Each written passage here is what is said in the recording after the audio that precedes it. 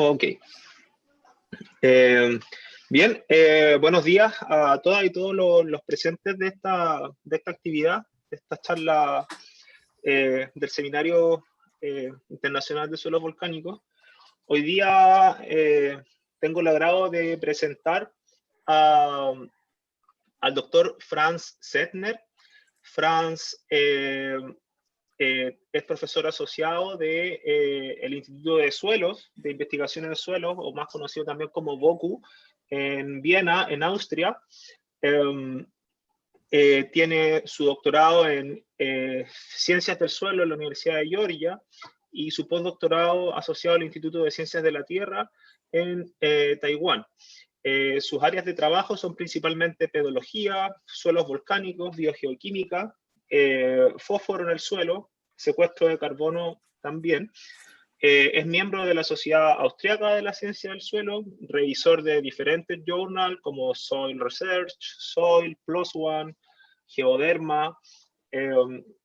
Tiene reconocimientos también nacionales e internacionales. Asociado también a los journals, fue el artículo más descargado en Geoderma el año 2017. Y bueno, también ha sido, por supuesto, organizador y jefe de algunas conferencias científicas, asociado al cambio climático, por ejemplo, en una asociación entre Austria y Taiwán. Y bueno, también tiene una serie de proyectos que está desarrollando y en el marco de esta presentación, él nos va a presentar su trabajo acerca de la meteorización y la formación de suelo en las Islas Galápagos, mineralogía y biogeoquímica a través de 1 millón de años de una cronosecuencia de suelos. Así que, Franz, por favor, tienes alrededor de 30 minutos, el tiempo que estimes necesario para realizar tu presentación y después realizaremos una discusión de la temática. La charla va a ser en inglés. Gracias, Franz. Okay, muchas gracias, Felipe. I will switch to English. Thanks a lot, Jose, also for the invitation, and Susanna, who also invited me to present my work in your seminar series. It's a great honor for me to do this, especially with the audience in Chile, because you guys are the experts in volcanic soils there. So in Austria, we don't even have a lot of volcanic soils. We do have some Andes soils that are not related to recent volcanism, but we don't really have volcanic parent material a lot in Austria. So I came to work on volcanic soils actually in Ecuador. That's where I started working in the Andes back when I did my PhD. This was in the year between 2000 and 2003. And then since that time, when I did my PhD, I took a vacation in Galapagos, and I was fascinated by not only the tortoises, as you can see one here, but also by the fact that these islands are created through hotspot volcanism, and they are carried away from the hotspot, and you have increasingly older islands the farther away you get from the hotspot. And this intrigued me already back then, 20 years ago. And it was not until 2016 that I really had the opportunity then to go there and start a research project on the topic. So I'm happy to present some of our results to you today. I'm not alone working on this. There's many people involved, many of which are my students. Here are some of them listed this part of the work. And I will show you a little bit more in a minute what we are doing there in terms of research. I don't need to talk a lot about where Galapagos is located, especially not to people from South America. All of you know it belongs to Ecuador. It is about 1,000 kilometers off of the coast of Ecuador, and it is pretty much right at the equator. However, contrary to maybe what one would expect, it does not have a tropical climate, typical tropical climate. It has a rather cool and relatively dry climate. So it's not your typical tropical location. Now, the geology, as I already mentioned, is determined very much by the volcanic hotspot. This is a schematic representation of what is going on. So what we do have here is we have a literally hotspot in the Earth's mantle, which originates from convection currents.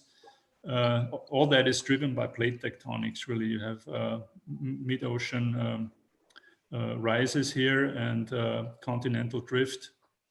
And this generates these convection currents. And you have hotspots, then locations where the Earth's crust is melted by the ascending very hot magma from the Earth's mantle, from the asthenosphere. And this creates volcanoes. And at the same time, the tectonic plate, in the case of Galapagos, it's the Nazca plate, is moving and is carrying away the volcanoes from the hotspot. So you have fresh volcanic material directly over the hotspot or near the hotspot.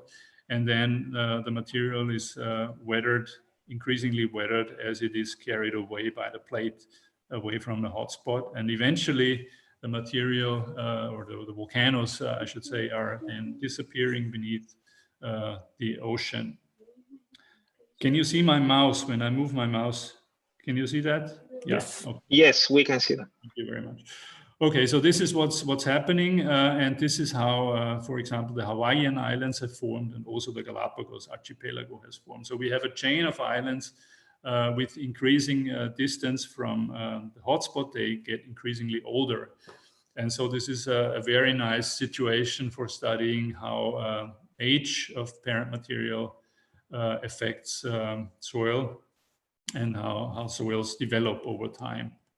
Now, if we look a little bit more closely at the tectonic setting in Galapagos specifically, so we have the Galapagos Islands here, located right at the Nazca plate, and we have here the East Pacific Rise, and here we have the Galapagos Spreading Center. So the plate, the Nazca plate, is moving away from these two spreading centers, basically, and moving eastwards, east-southeastwards, and carrying away the volcanoes away from the hotspot. The current center of the hotspot is west of the westernmost islands, indicated here with the red color, and movement of the Nazca plate is roughly this direction, and it moves at about 55 millimeters per year, which is 55 kilometers per million years. It's about as fast as our fingernails grow, which is a typical speed for tectonic plates, by the way. So this causes that we have different ages of the islands, and the youngest island in Galapagos is the westernmost island, Fernandina, and its age is estimated at around 30,000 years. And then we have here in the middle of the archipelago ages of about 1 million years. And then at the very east, we have ages between 2.4 and 4 million years. So this is the situation tectonically. Now, in terms of geomorphology, we have also pronounced differences between the western Galapagos Islands and the eastern Galapagos Islands. In the west, we have these massive shield volcanoes. Here is one of them. That's Sierra Negra in the south of the island Isabela. Those volcanoes have very, very large calderas. This is an enormous caldera of a diameter of about 10 kilometers or even more. And we have very shallow or smoothly shaped flanks of these volcanoes. Shield volcanoes, typical shield volcanoes, basaltic materials with low viscosity causing these volcanoes, and we have rather high elevations. So the highest elevations in Galapagos reach up to 1,800 meters. Here we are at about 1,000 meters of elevation. If we go to the east, we have a different geomorphology. We have lower summits. We don't have calderas in the eastern volcanoes. And instead of that, we have a lot of cinder cones, scoria cones. You can see some of them here. They're usually structurally aligned. We have pit craters, aligned fissures and faults on these volcanoes. Now, in terms of climate, it's you can see already from this picture, this is the island of Floriana, where we are in the highlands here. You can see it's very green. And if we go down towards the coast, so this is at about 600 meters here. If we go down towards the coast, it becomes increasingly drier.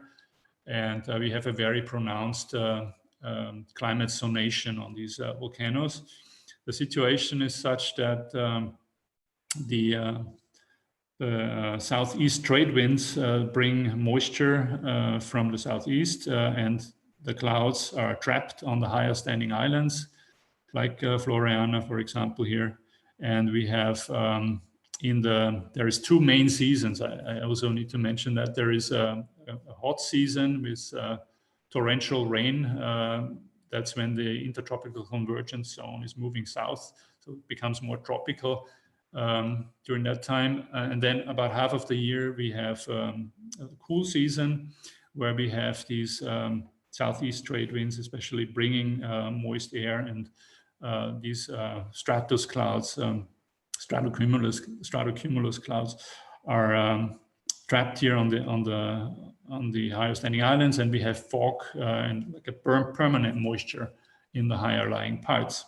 So this causes very different situation for soil formation. As you can imagine, the dry lowlands, arid actually, really like a desert. As we move up a few kilometers inwards, and you can see here the vertical distance, the horizontal distance, it doesn't take a long distance to change. And within 10 kilometers roughly, you get really into the very, very moist zone. Here are some impressions of how this looks like. These are the famous Opuntia cacti in the arid lowlands. A lot of spines. Sometimes you find scorpions if you sift soil, so you gotta be a little careful. In the highlands, completely different situation, very, very moist conditions, lush green vegetation, a lot of mosses, liverworts and lichens hanging down from trees or growing on trees. So really a lot of moisture availability in the highlands. Now, in addition to these natural factors, there is also human settlement and agriculture on the Galapagos Islands. Not many people who have not been there know that, because most of the documentaries are about nature. But in fact, there's about 30,000 people living presently, permanently on the islands, and of course, many more tourists who come. And on some of these islands, this is a picture of Santa Cruz Island, there is a lot of agriculture in the highlands, in the humid highlands. And in this island, almost the entire highlands are used for agricultural production. So we have a lot of horticultural productions, you can see here, and also pastures. Now, what are our research topics on the Galapagos? Our main topic really is the Chronosequence, and I'm going to talk about this today, about our first results there, looking at this age sequence from the young western volcanoes to the older eastern volcanoes. Then we also look into climatic differences on the volcanoes, and also on we look at differences between the lithologies, lavas versus scorias, which is very interesting because they basically have the same chemistry, mineralogy, but they are just physically extremely different. Scorias being much more porous, and the soils form much faster on the scorias compared to the lavas. On another volcano, Alcedo, we have a very special situation because usually we have basaltic parent material, but Alcedo volcano had about 100,000 years ago an episode of rhyolitic eruptions. And so we can compare basalts and rhyolites that are pretty much bordering each other. So we have soils within 50 meters or 100 meters distance that are completely different in terms of their geochemistry and mineralogy, and that's a very interesting situation there. apart from these more, let's say, basic soil scientific questions, we also look into agricultural soils of the inhabited zones. There is 4 inhabited islands. These 4 here, Isabella, Floriana, Santa Cruz, and San Cristobal. So we study how the soils, how they are different in terms of their agronomically important properties, let's say. And then also we have some comparative studies where we compare agricultural soils and national park soils and see how agriculture has changed the soils from their natural state. But like I said, today I will focus on the Chronosequence. So for the Chronosequence study, we took samples from 4 islands, Isabella, Floriana, Santa Cruz, and San Cristobal. And our first task was to date the materials, because there was we had a rough idea of the age of the islands, but the age of the island, or the emergence age of the islands, does not mean that the soils have the same age. So we had to try to date the materials that we worked with. These are some impressions from sampling. So sometimes we had to go really deep, as you can see here. In Floriana, I was looking for a Paleosol layer, which I knew must be somewhere below this scoria here, but we dug until 4 meters depth, and then basically we gave up. My co-workers just didn't want to dig anymore, and in the end they pulled out the leather, so I had to give in and say we look for another site for the dating, and luckily we found another site that was suitable. So here is some pictures of soil profiles. These are 6 profiles from the humid zone. I forgot to mention that we looked for soils in the humid zone, especially because there is a much more pronounced soil formation because of the moisture availability. And we then also had 2 comparison sites on the drier part of the islands to compare to these moist sites. So just from looking at these profiles, you can see there is a lot going on in terms of soil formation, profile development. So the labeling is from C1 to C6, C for the Chronosequence, C1 to C6, and we have an increasingly older age as we go from C1 to C6. So in C1, we basically have just an O horizon, really. It's not even an A horizon. It's just mostly organic matter that is physically mixed with the scoria deposits. This is very vesicular scoria. I'll show you some thin sections later on. And the scoria was deposited on a pre-existing soil that was again formed on another scoria layer. In the second oldest site, we have a clear A horizon. We have a very nice soil aggregation here, very strong aggregation. We have a B horizon, and again, we have the scoria parent material. In this site, this material covered a pre-existing soil that was formed on lava. And below that lava, there was a lava cave, and I'll show you some pictures about this on this cave in a minute. Then this is on another island. This was Isabella Island, the first 2, and this is Floriana Island. And you can see the soil gets deeper. It gets a little bit lighter colored. We still have a very clear B horizon in there and scoria deposits, and we have a lot of clay. I will show you the data in a minute. So we find evidence of clay translocation in that site as well. Moving to the next island, Santa Cruz, we have also very clear evidence of clay translocation. The hues get redder, the soils become redder in hue, and so color change and deeper. And this is moving then to San Cristobal, so the oldest island that we studied. Can you still hear me? Yes. Okay, yeah. So we have deeper soils, very red colored soils, very far in their development, obviously, when you look at the profile. We have different comparison sites on the drier sides of the island, as I mentioned. So site C3 is just a few kilometers away from C3A, is away from C3, just a few kilometers on the same island, formed on the same scoria. very different soil profile. As you can see here, very shallow soil, not much clay. I'll show you the data in a minute. And C5A is a comparison site to C5 here, and same age, pretty much drier climate. You can see here shallower soil formation, darker topsoil, very pronounced cracking. We find slicken sites in this soil. It's a vertisol, vertic properties, so a very different soil development under the drier climate there. Now, our first task, as I said, is to date the soils, because without dates, we cannot establish a chronosequence. So we needed to know the dates. So we use, for the younger sites, we use C14 dating, and we dated just different layers of these profiles.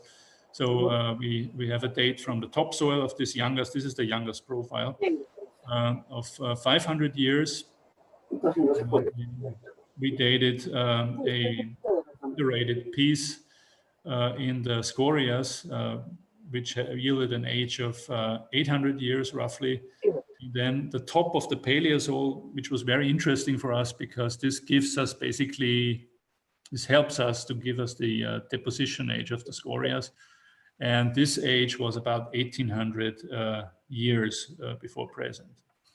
So a very consistent trend from 500, 800 to 1800 in the youngest soil. The second youngest soil in Isabella Island, we did the same thing, and we yielded again about 500 years in the recent topsoil, 1800 years in the B horizon, and then in the Paleozoic we had about 4,700 years at the top of the Paleozoic. Now, I told you there is a lava on this on below this soil, below the Paleozoic. Paleozoic developed on lava, and this is in fact a lava cave. And we looked into that cave as well. I don't know if I would go in there again after seeing all the material that has fallen down over the years. But anyway, we went in there, and before us, paleontologists studied the cave, and they found bones of the Galapagos giant rats, which are extinct by now. And they dated these bones, and they came up with ages of 4,000 years and 5,000 years. So this is basically a minimum age of the cave. So the cave must have existed for at least 4,000 years, or at least 5,000 years, actually, the older age. So this is again very consistent. It gave us some evidence, or some more confidence about our dating of these two youngest soils. Now, for the older soils, it was more difficult. You cannot use carbon-14 anymore. So we had to use argon-argon dating. We had to find good sites to date the rocks with argon-argon dating. This is, by the way, a pit crater here in Santa Cruz Island, and we dated actually rocks near that pit crater, and we had a site near the pit crater. This was done in cooperation with the Oregon State University, and we came up with the ages of the following older soils: 165,000 years, 800,000 years, and it goes up all the way to a little bit more than 1 million years. So this is to summarize the ages. So the youngest soil had an age of 1.5 roughly kilo years, so 1,500 years. The second one, 4,300 years, and then on the next island we had an age of 26,000 years roughly. This was helium exposure dating, which was not done by us, but we could use that date from Cerro Alieri, because we could correlate our parent materials very well with the dated parent material that was where the date was available. Then on Santa Cruz Island, this is argon-argon age of 165,000 years. And then finally in San Cristobal on the eastern island here, we have ages of around 800 years to 1 million years.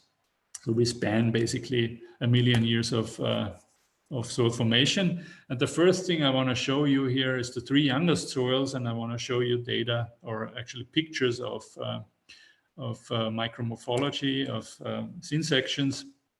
What can you see here? This is the very youngest soil. Here is the location of the Cuviena box up here in the A or in the O horizon. you can see very, very vesicular scoria particles. So it's basically almost all pores and a little bit of solid material in between. It's just extremely porous. And around this, you have basically organic matter, pure organic matter, loosely associated with the scoria. So there is not much aggregate formation yet in this stage of soil formation. If we look into the next oldest soil, 4,300 years, very different situation. Again, the Cubiena box was taken from the topsoil here. What do we see here? We see very nice aggregates. We have a very clear aggregate formation here, and we see more oxidation, more weathering of the scorias. The scorias are still very porous, but you can see that the interior is yellowish colored. So these are the iron oxides. We have palagonite formation on the outside of the scorias. So a lot more weathering and aggregate formation in this soil. Then if we wait another 26,000 years, or we go to a site that is older, we don't see any scorias anymore. So in the subsoil, we have the same type of scoria, starting at around 80 centimeters here, but in the topsoil where we took the sample, it's basically all weathered, completely weathered, and we have clays and a lot of clay content. We have aggregates. We have very high clay content. We see some evidence here, iron nodules, very, very tiny, some evidence of impeded water drainage in this site because of the high clay content. So a very different picture if we move from 1,000 years to 26,000 years of soil age. Now let's look at some basic soil properties. This is for the A horizons along this sequence of 1 million years. So this is the coarse fragments, which are very high in the youngest sites, in the very youngest site, but they decrease very rapidly, as we saw in the thin sections. At 26,000 years, we hardly had any coarse fragments anymore. It was all clay, and it remained like this. Interestingly, the dry comparison the sites, both of them had a lot more coarse fragments, which makes sense. There is slower weathering because of less moisture. Now, clay content shows the opposite picture. We have low clay contents in the very young soils, and then this increases very rapidly after 26,000 years. We have a lot of clay, and it basically clay constants stay around 70% all the way to the end of the Chronosequence. Now, looking at pH and effective cation exchange capacity, you can see how pH declines. It's a linear decline, pretty much from around 6 to around below 4, actually, at the older site. And again, the dry comparison sites are less weathered. They have higher pHs still. This is reflected then also in the cation exchange capacity. We have here a logarithmic decrease, very, very high numbers. Look at these numbers, more than 1,000 millimoles of charge per kilogram, extremely high cation exchange capacity in these young soils, mostly due to the organic matter, I believe, but also the amorphous constituents.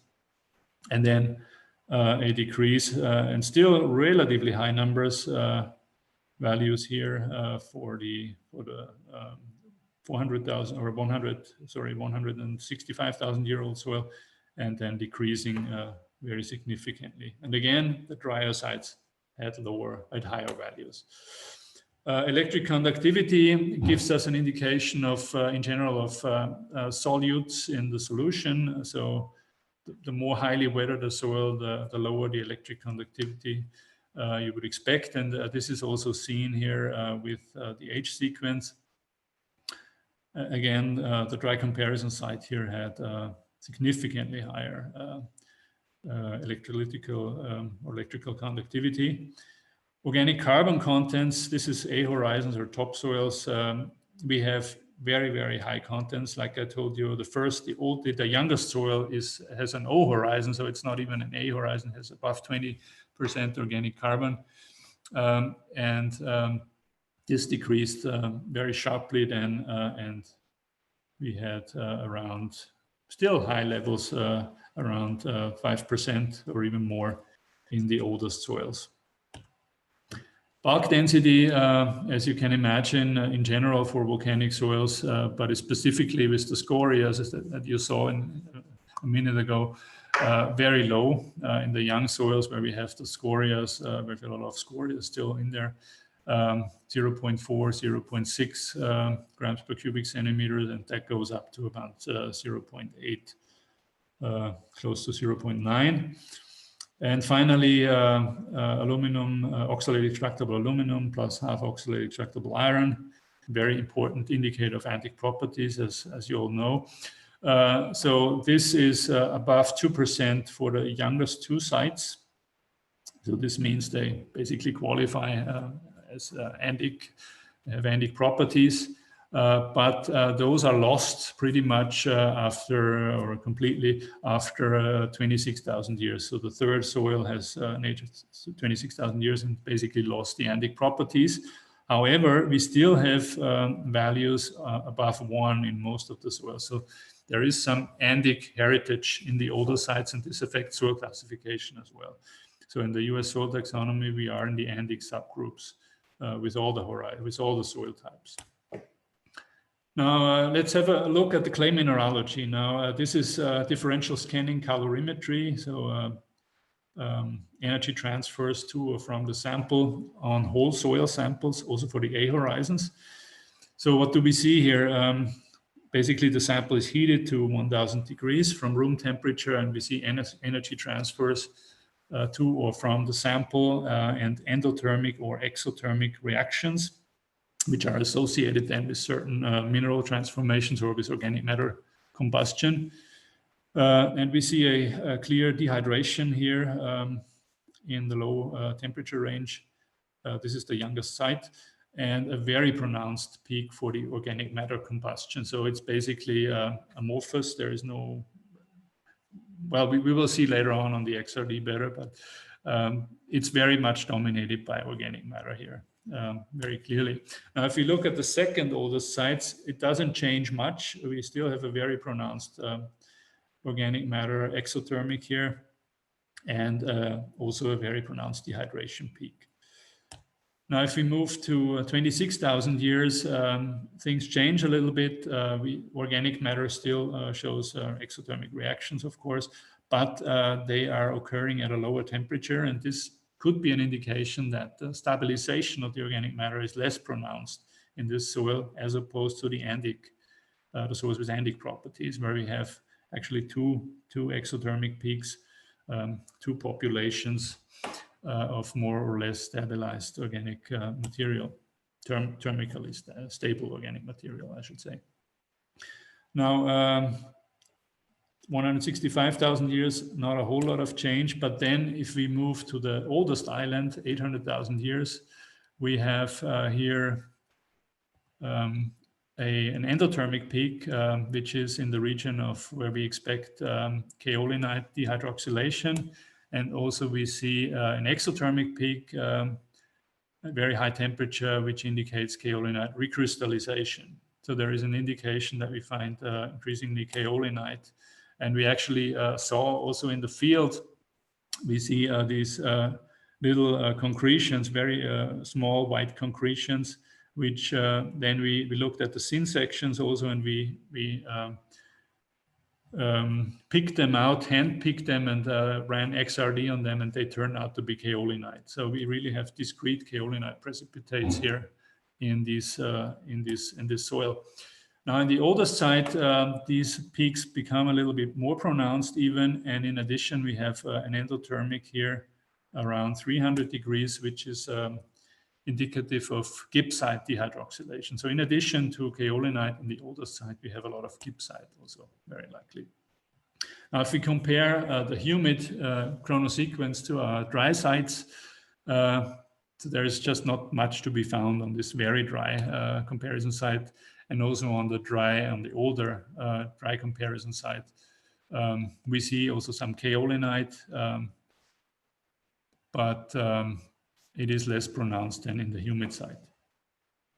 Now, this gives us a first indication of mineralogy, of course, and how this changes with rock age. But to be more specific, we looked at XRD on the clay fraction specifically, not on whole soil. And we see no peaks here for the youngest site. So this is really amorphous material. Same for the second oldest site. For the third site, there is a very broad peak, which has a maximum at 1 nanometers, 10 angstrom, which is typical of illite. However, for a pure illite, you would expect a sharp reaction, or sharp reflection. This is a very broad reflection. So I will talk about this more. So we think this illite is actually formed by potassium scavenging into vermicolites. I will show you why we think that happens in a minute. If we move to the next oldest soil, the peak at 10 angstrom disappeared, and we have a 7 angstrom reflection here, 0.7 nanometers. This is a typical feature for kaolinite. And in this soil we found, this was one of the soils where we found very nice clay films on PET faces. So we had a PT horizon, clay translocation. We see a more pronounced kaolinite peak in the next oldest soil, and this stays the same more or less for the 1 million year old soil.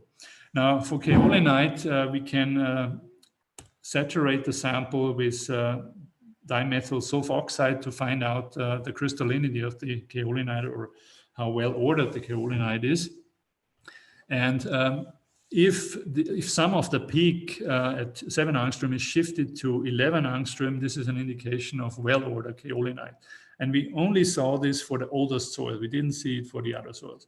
So it seems like kaolinite is becoming more well-ordered with increasing age, which is what you would expect. If there is enough time available, there is an advancement in the formation of a higher crystallinity, higher order of the kaolinite.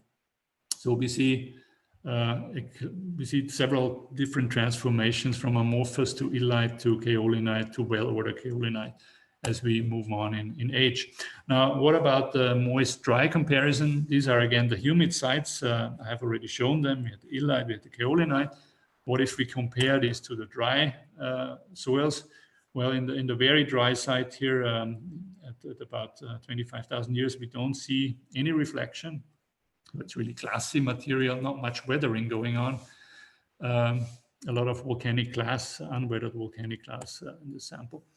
If we look at the 800,000 year old site, we see that we still have kaolinite, which was what we saw with DSC, differential scanning calorimetry as well. However, in addition to this, we have a very pronounced reflection here, which is at 14 angstrom with the air-dried, magnesium saturated air-dried slide. And this, if we put it into ethylene glycol, this is widening up, and this is indicative of smectite. So we have same amount of clay, but very different type of clay in these different climate zones. And like I said before, this is the soil that showed these pronounced cracks, and it showed these lichen sites. You can see here the patterns here of the lichen sites on the aggregate surfaces. Now, this is the last thing I'm going to share with you in terms of data. We looked also into biogeochemistry, using the brimhole model for along the sequence. This is basically calculating gains and losses, elemental gains and losses, using an index element. In our case, we use titanium. We could use also zirconium or niobium. We use titanium simply because we haven't measured zirconium yet. We will do that, and we will compare it then later on with using zirconium. So basically, you assume that the index element is immobile. This is an assumption, which of course is an assumption and has to be viewed critically. And you calculate, using this assumption, you calculate the strain, so the volume change, the volume expansion or collapse during soil formation, and based on that, then you can calculate the gain or loss of different elements of interest. And we did this, for example, I show you some examples only here. For example, for magnesium, this is the age sequence from C1 to C6, increasing rock age, and the profiles, and you can see the change in magnesium. So we are losing magnesium as the soils get older, and in the very oldest soils, we have almost complete loss, 90% loss of the magnesium throughout the profile. So in the youngest soil, only 30% of magnesium has been lost. If you look at potassium, it becomes very different.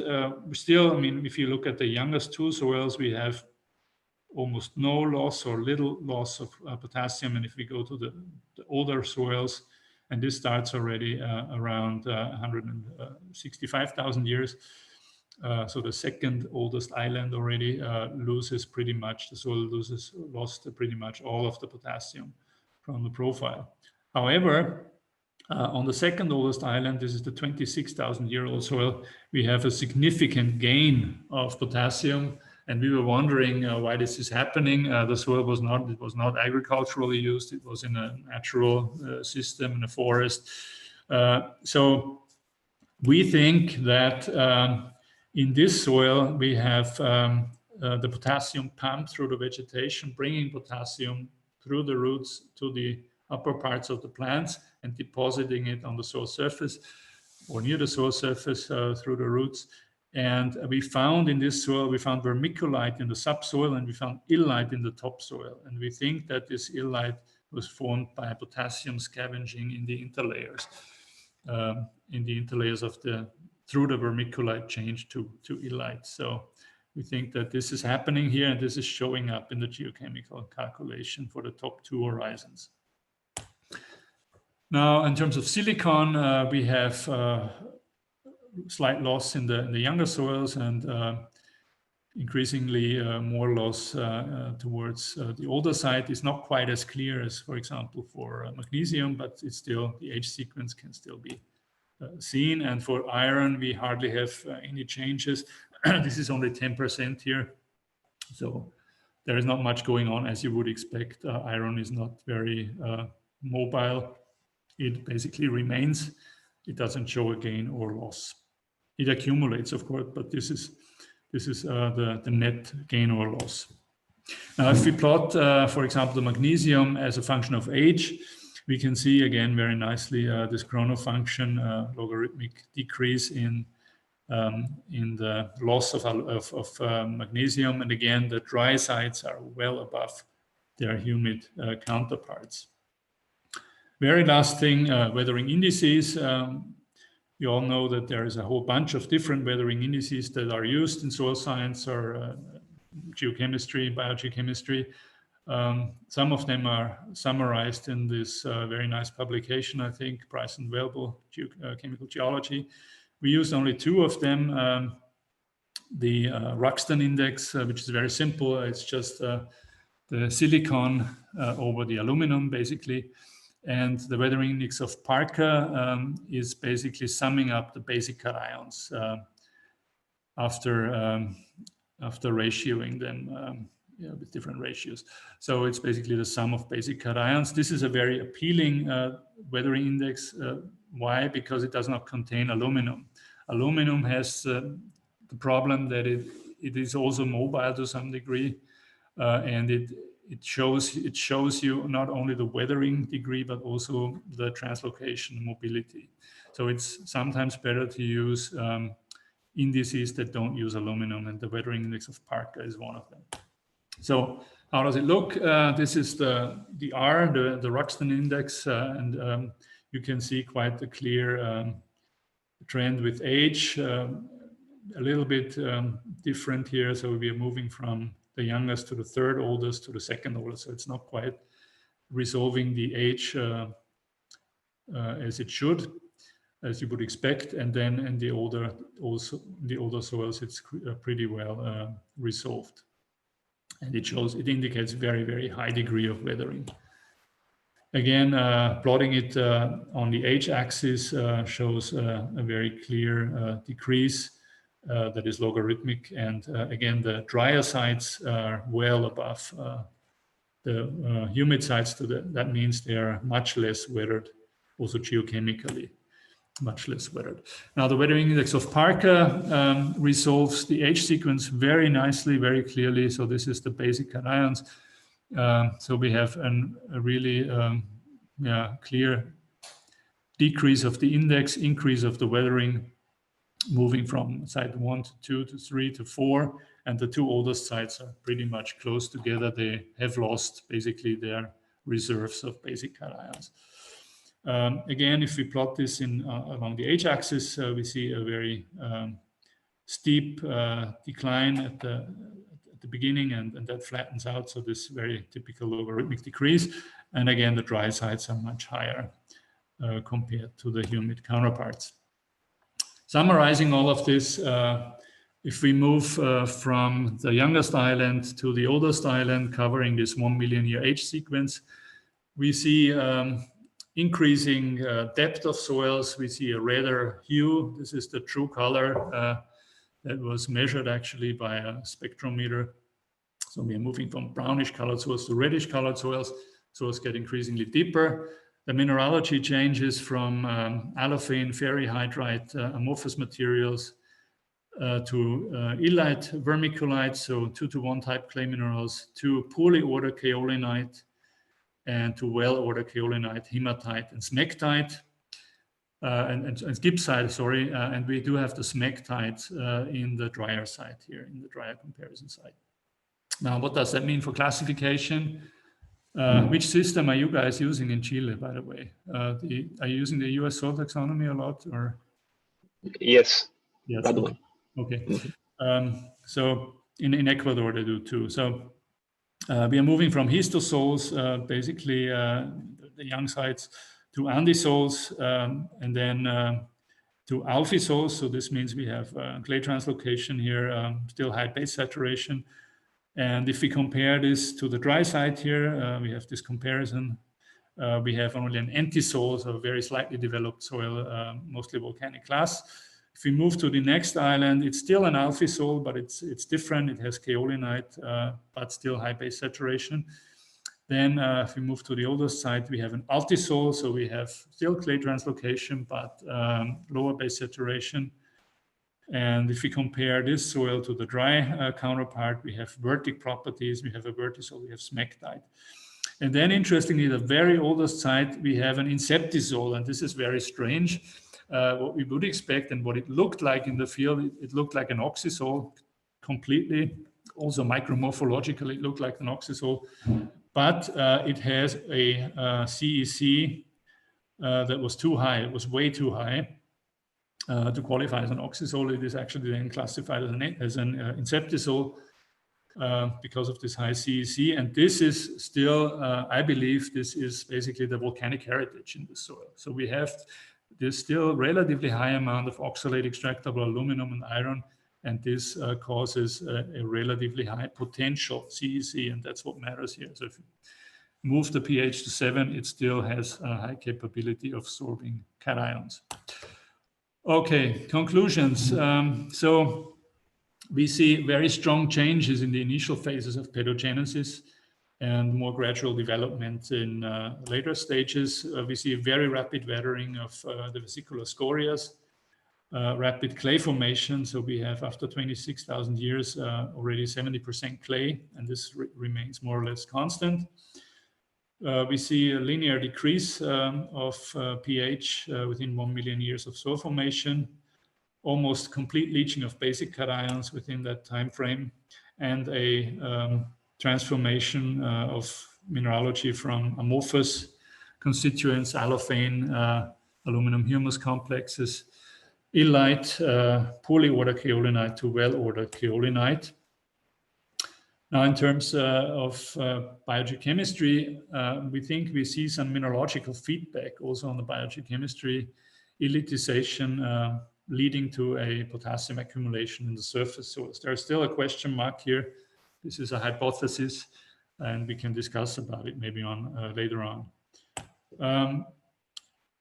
And of course, compared to the humid sites, we see much less advanced pedogenesis and a different pathway of pedogenesis at the dry sites. That's it. Muchísimas gracias. Thanks a lot for your attention. I'm happy to answer questions. Muchas gracias, Franz, por la presentación y por la visión que nos entregas respecto a la crono-lito, climosecuencia y la biogeoquímica en estos suelos. Bueno, ahora abrimos la sesión a preguntas. Pueden ser realizadas en español o también en inglés. Franz, tú puedes responder en inglés si es que es más cómodo para ti. O en alemán, en caso de que hubiese alguna pregunta en alemán. Pero ahí José, por favor, tendría que traducir. Así que queda abierta la sesión. Bueno, doctor Echeder dice que una muy extraordinaria pieza de formación de suelo y felicitaciones a través del chat. Si hay alguna consulta, por favor, Marco tiene su micrófono disponible. Gracias. Hi, Franz. Thank you for this presentation. It's nice to see that we have an analog to Hawaii here in Latin America. So I was very happy to hear you. Just a thought, is it possible that the insectisol in the older island has some marine spray influence that keeps kind of some higher base saturation, and that's why you don't have a... Yeah, marine, I show you the map again. Can you see that? Can you see my screen still? Yeah. Yeah, okay. So the C6 was the one that looked like an oxysol but was not. So it's very much inland, so it's not really near the coast. So like immediate sea spray effect, I doubt. But one thing that is absolutely unknown to this day, I think, is what the effect of aeolian inputs are, especially through the trade winds, and especially maybe from the area of Atacama Desert or something close to you guys. So I think there could be significant aeolian inputs that keep the soil formation younger. This has been found in Hawaii. Aeolian dust from Central Asia was important there. That imported a lot of phosphorus, for example. So we don't know anything about this for Galapagos, and this should be an emphasis, and I would like to work on that. I would like to know more about that. It will certainly help us to understand soil formation. But presently, I believe because we have these high aluminum, oxalate extractable aluminum, iron values still in these old soils, I think it increases if we go close to the parent material down profile. Those values increase, and we are really going towards Andic. If we dig down towards the parent material, we see high pH and NAF values and so on. So I think it really is the Andic heritage. The soils are maybe not old enough. The Hawaiian soils are 4 million years old, the older sites. The oldest site in Hawaii and the Hawaii Chronosequence. So maybe we have to wait a few more million years for them to become real oxysols. I don't know. Nice. Thank you. Thank you, Franz, for the answer. Another question, another pregunta, Alida Pérez. Yes, here I am. Hi, Franz. Thank you for the presentation. I'm really impressed by your work, and I think this is a really nice data set that you guys are collecting here in Galapagos. Also, I wanted to ask you, because you talk about maybe there's some aluminum mobility in these soils, but I don't see, in Hawaii, we see aluminum mobility in almost 20,000 years of weathering, but I think these soils are not weathering as fast for what you show, at least for silicon. So can you speak a little bit about this? Yeah, Well, the aluminum, I haven't showed you the aluminum. I have not prepared the slides yet. We still have to, for the aluminum, we do, I don't have it here, but we do see a peak in the subsoils. So we see that the aluminum moves basically with the clay. We have clay translocation in the mid-aged soils starting from 26,000 years. 26,000 years, and then the next side is 165,000 years. In these two soils especially, we see a subsurface peak in clay. So we have a PT horizon, and in this PT horizon, we have increased aluminum. We have increased aluminum. We have a gain of aluminum that has been lost in the top. And I think that has been translocated with the clays, simply. Yeah. So we do see that. I have not shown the data. We see that it's roughly the same age span as for Hawaii. It starts at 26,000 years for our sites. Yeah, that would be something interesting to see, because at least in Hawaii, what I've seen is that it's not translocation of aluminum, but it's rather that we are dissolving the clays. And it's because the climate is much more wet, and also I think the vegetation is much more lush than in Galapagos. That's certainly a big difference. Yeah. Okay, thank you. Thanks. Thanks, Alida, for the question. Another question? Comments? Felipe Aburto, de Concepción. Felipe. Hello. Franz, thank you for the nice presentation. I have two questions. One is about the source of paragonite that you mentioned as discrete accumulation on the soil. I think on the younger soils. I wonder if that could be just inherited from paramaterial. And the other question is regarding this disorder kaolinite, if you have seen any evidence of being halloysite, which is common in volcanic materials. Okay, thanks for these questions. So the first one, the palagonite here. So basically, so this is these sin sections actually were analyzed by George Stopes. Yeah, so I think the interpretations should be reliable. He came to Vienna, and he worked on Galapagos actually in the 1960s. He was one of the first ones to study soils in Galapagos, and he took many sin sections then, and we asked him to cooperate in this project. So what's happening here, I believe, is that the scorias are whether they are very glassy. There is hardly there's about 80% amorphous. If you just analyze the scorias, there's 80% amorphous materials, and only 20% roughly feldspars and hornblends and other minerals. So it's mostly volcanic glass, and I believe that the palagonite just forms out of the glass. Yeah. So you have the iron that is oxidized to iron oxides. You have some clays maybe, but not enough to show up in the XRD. So I think that forms out of the primary materials here. Yeah. So the kaolinite,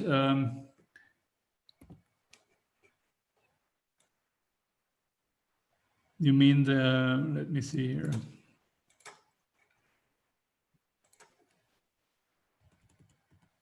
No, not this one, the previous one.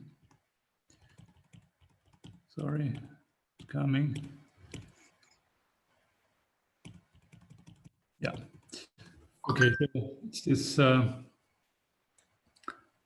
it's this slide. Yeah, we did. What I didn't show you is we also did FTIR on the clay fraction, and we didn't find an indication of halloysite for these sites, for neither of them. And also halloysite, I would expect more in the younger soils, maybe in the drier sites. We found them on Alcedo volcano. We found halloysite in the drier area, and we found allophane in the more humid area. But in these older sites, this is a kaolinite what we found.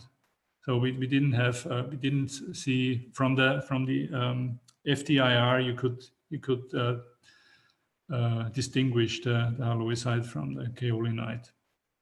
Mm-hmm. So does this answer? I just wondered the site on this intermediate sites. The first ones are showing the one that shows the peak for elite. Yes. 26,000 years. It show a broad shoulder at the 0.72. So that could be an halloysite, maybe dehydrated. That is true. Yeah, that could be right here. Yeah. That's what I was wondering, if that could be in the intermediate. Mm-hmm. That would make sense. Yeah, that could still be the case. This is a good point. I need to go back to look more closely at the different treatments that we have here, and to look at the FTIR as well. Yeah, that's a good point. Thanks. Yeah. Thank you, Franz. Thanks. Mm-hmm.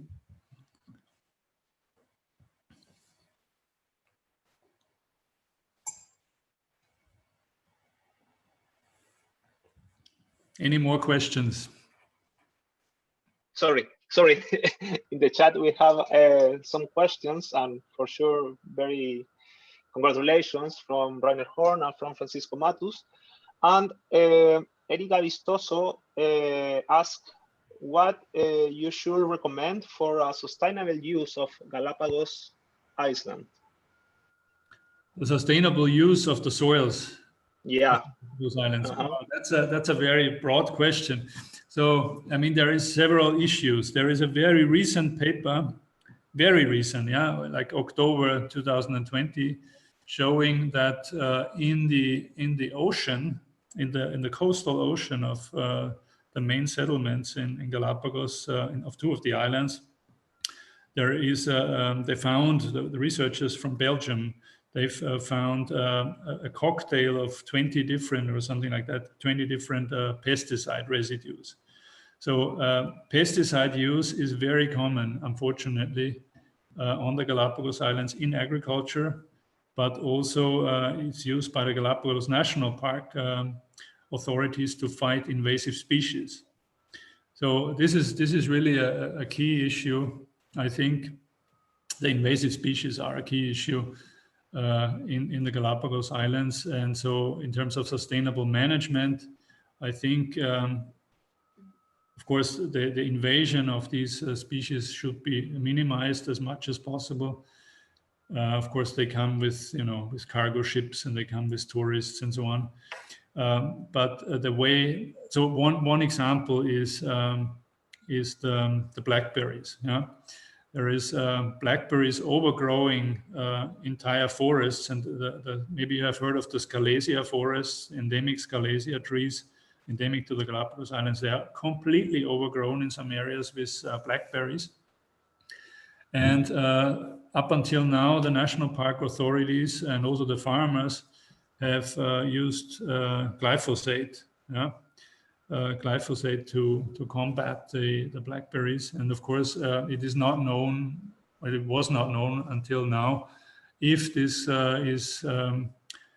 if it is going to the groundwater and what it does in the soil to the microbial community, for example.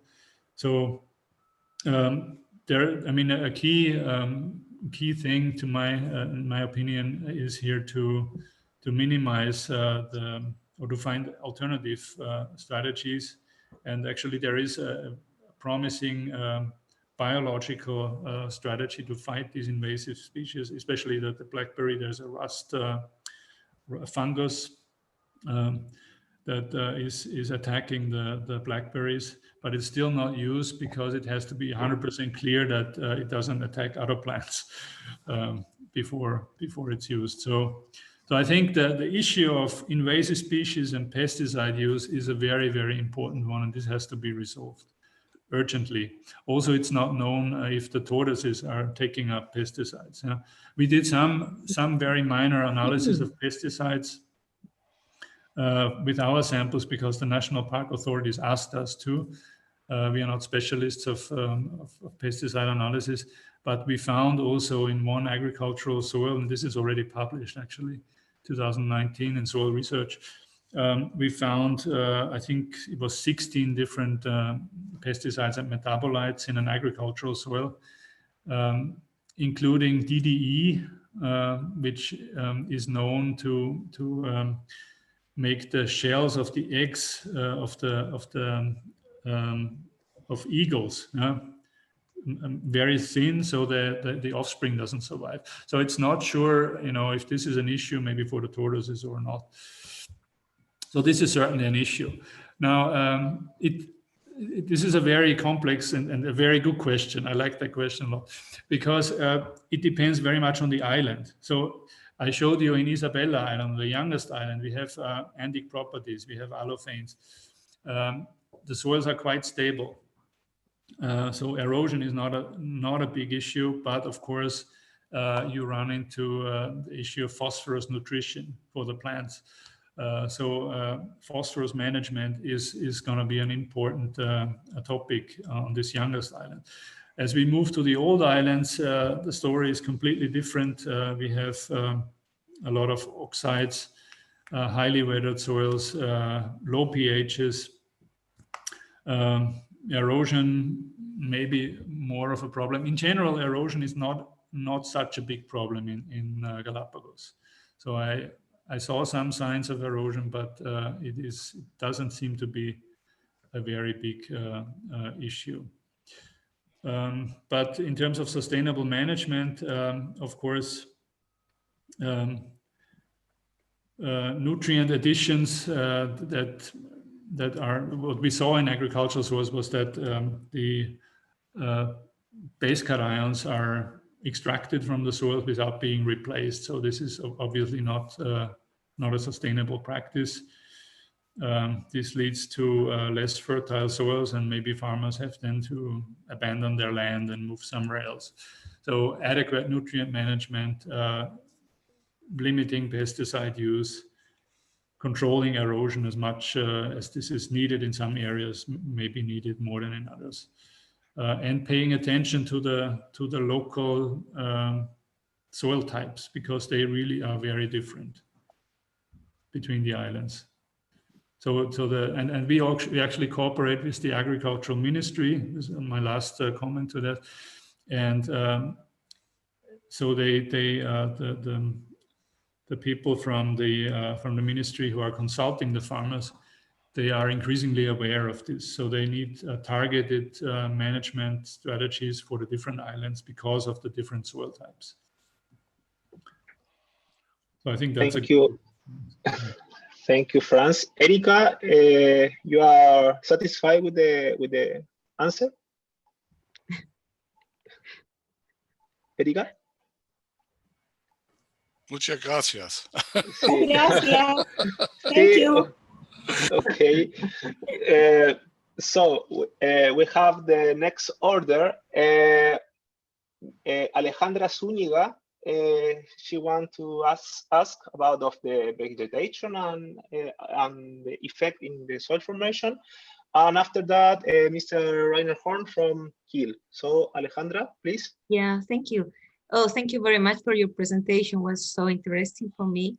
We study mostly the interaction of plants that grow within volcano and depositions and how they can influence the development of the soil and the chemistry, and also considering some mechanisms that the plants have. For example, plants that have mycorrhiza or plants that have cluster roots, how they can influence the development of this kind of depositions of volcanic soils. And I wonder if in your case, a very nice model that you are studying, if you considering that some specific species of plants or other microorganisms, other kind of microbiota or wherever, they can influence this development. For example, in the dry side, on the wet side. Of course, there are different composition, as you mentioned before. Well, we have not explicitly addressed this question in our research design. What we did take care of, as much as this was possible, is to have similar vegetation types in these 6 sites. So we went to forest sites, so we tried to avoid intensive agricultural fields, obviously. So we went to natural sites. Most of them are forested. But we didn't specifically address like the effect of different vegetation species, plant species, on soil properties. But I think this is an intriguing question, especially in Galapagos. Why? Because the native flora in Galapagos hardly has mycorrhiza. Yeah, this is very peculiar. And the introduced plants, invasive plants, they bring mycorrhiza, and by doing so, they increase phosphorus availability also to the native plants. So this is a topic that is being studied by other people.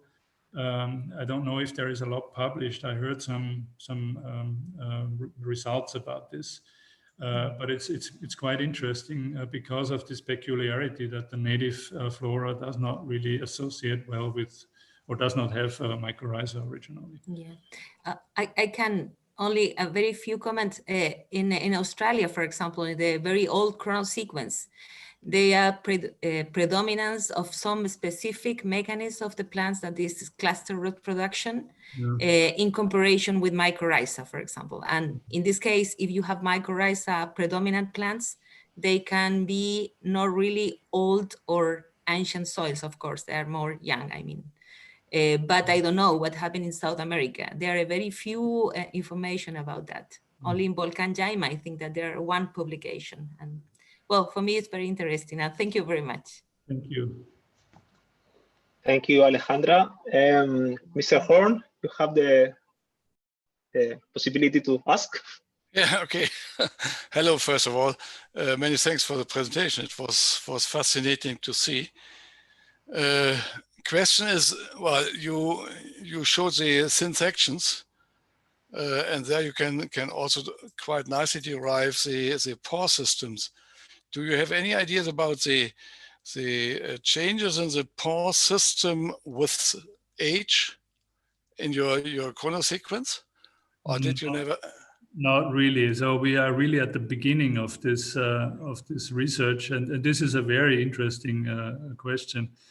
Of course, bulk density we measured. So we really just characterized the basic properties so far. But of course, it would be very interesting to study intact soil cores with tomography, for example, or other methods.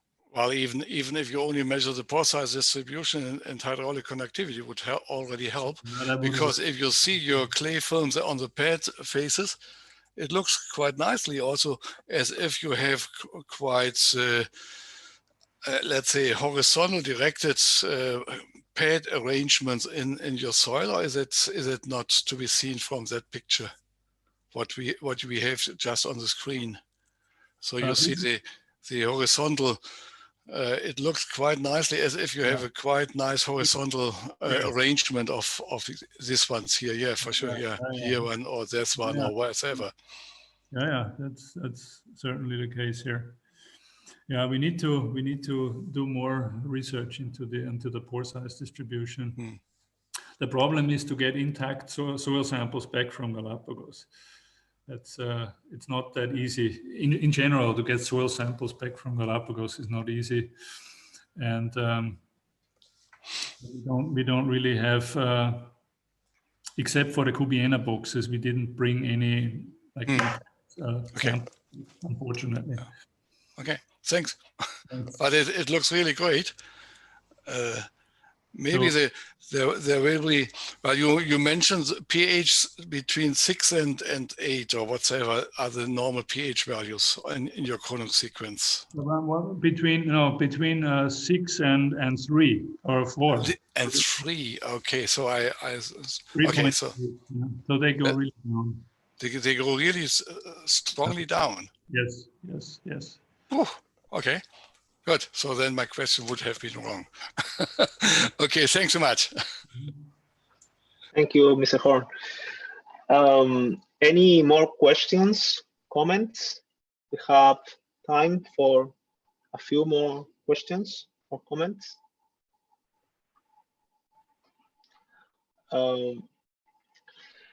I have one related also with the soil structure. You can see at least some visual effects in the soil structure development from the youngest island to the oldest one. Yeah, absolutely. We see very, very big differences. Like I said in the, maybe I put up the profiles one more time.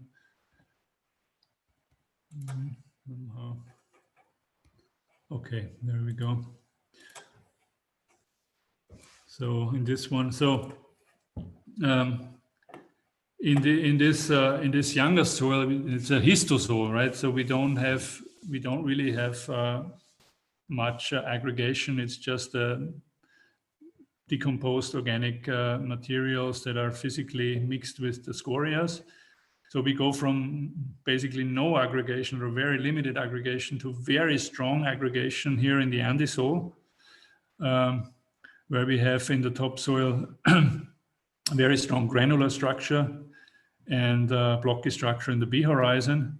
And then we go to the alphisol, where we have clay translocation, very high clay content, blocky structures here in this BT area, and still rather strong granular structure.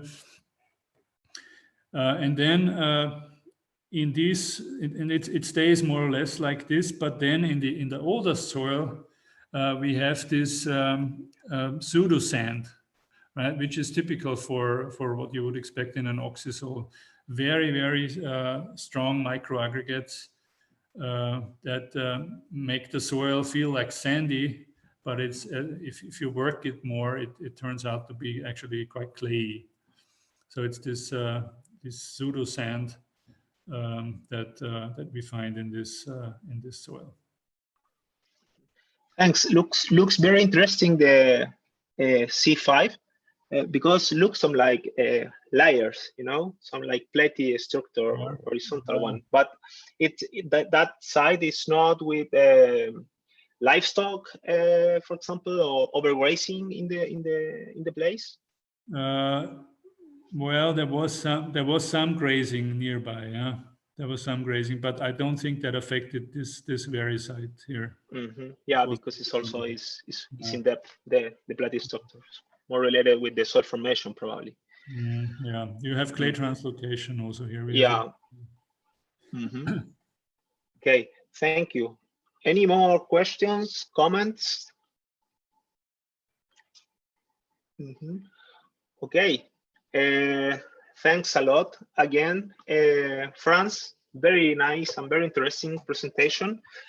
And we hope also that you enjoy this this presentation also, and the discussion related with that.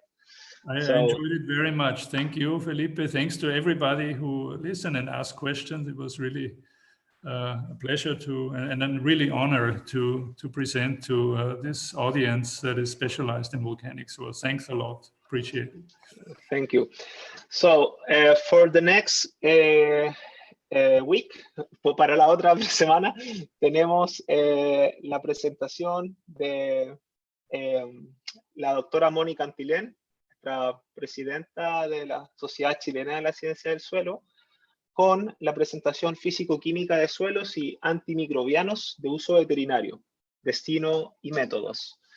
So Franz, also, if you want to join us to the next week, you can also are very welcome. Thank you. So